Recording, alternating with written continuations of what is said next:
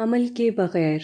آج کاغذ کی اتنی افراط ہے کہ جہاں بھی دیکھیں کاغذ کا ایک ٹکڑا پڑا ہوا ملے گا، مگر کاغذ کے ان ٹکڑوں کی کوئی قیمت نہیں۔ نوٹ بھی کاغذ کا ایک ٹکڑا ہے، مگر اس کی قیمت ہے۔ اس کی قیمت اتنی یقینی ہے کہ کوئی بھی آدمی اس پر شبہ نہیں کرتا۔ اس فرق کی وجہ یہ ہے کہ عام کاغذی ٹکڑے کی کسی نے ضمانت نہیں لی ہے، جبکہ نوٹ کے پیچھے سرکاری بینک کی ضمانت ہے۔ ہر نوٹ پر سرکاری بینک کی یہ ضمانت ثبت ہوتی ہے کہ وہ اس کے پیش کرنے والے کو وہ پوری رقم ادا کرے گا جو اس پر چھپی ہوئی ہے۔ یہی ضمانت ہے جس نے نوٹ کے کاغذ کو لوگوں کے لیے قیمتی بنا دیا ہے۔ یہی معاملہ الفاظ کا ہے۔ یہ ایک حقیقت ہے کہ آج جتنے الفاظ بولے جا رہے ہیں، تاریخ کے کسی دور میں اتنے الفاظ نہیں بولے گئے، مگر ان الفاظ کی کوئی قیمت نہیں، کیونکہ ان کے پیچھے اٹل ارادے کی ضمانت شامل نہیں ہے۔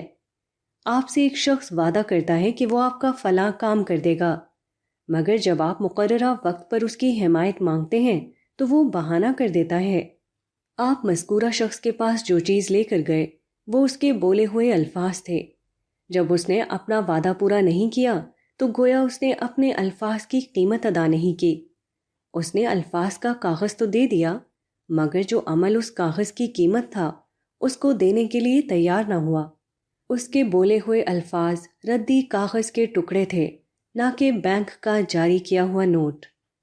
آج کی دنیا کا سب سے بڑا مسئلہ یہ ہے کہ الفاظ کی سطح پر ہر آدمی بڑے بڑے الفاظ بول رہا ہے، مگر اپنے الفاظ کی عملی قیمت دینے کے لیے کوئی شخص تیار نہیں۔ نتیجہ یہ ہے کہ لوگوں کے بولے ہوئے الفاظ اسی طرح ردی کے پرزے بن کر رہ گئے ہیں جیسے پرزے گلی کوچوں میں ہر وقت پڑے رہتے ہیں، اور ہر آدمی ان کو بے قیمت سمجھ کر نظر انداز کر دیتا ہے۔ ایک شخص مظلوموں کی حمایت میں بیانات اور تجویزوں کے انبار لگا رہا ہے، مگر جب اس کے قریب کا ایک شخص اس کا دروازہ کھٹکھٹاتا ہے اور اس سے کہتا ہے کہ میری مظلومیت پر میری مدد کرو، تو وہ اس کو برف کی طرح بالکل سرد پاتا ہے۔ اس سے ثابت ہوتا ہے کہ آدمی جو لفظ بول رہا تھا اس کے پیچھے اس کا حقیقی ارادہ شامل نہ تھا، وہ محض زبانی الفاظ تھے، نہ کہ کوئی حقیقی فیصلہ۔ ایک شخص لوگوں کے سامنے شرافت اور تواضع کی تصویر بنا رہتا ہے، مگر جب اس کی انا پر چوٹ لگتی ہے تو اچانک وہ حسد اور گھمنڈ کا مظاہرہ کرنے لگتا ہے۔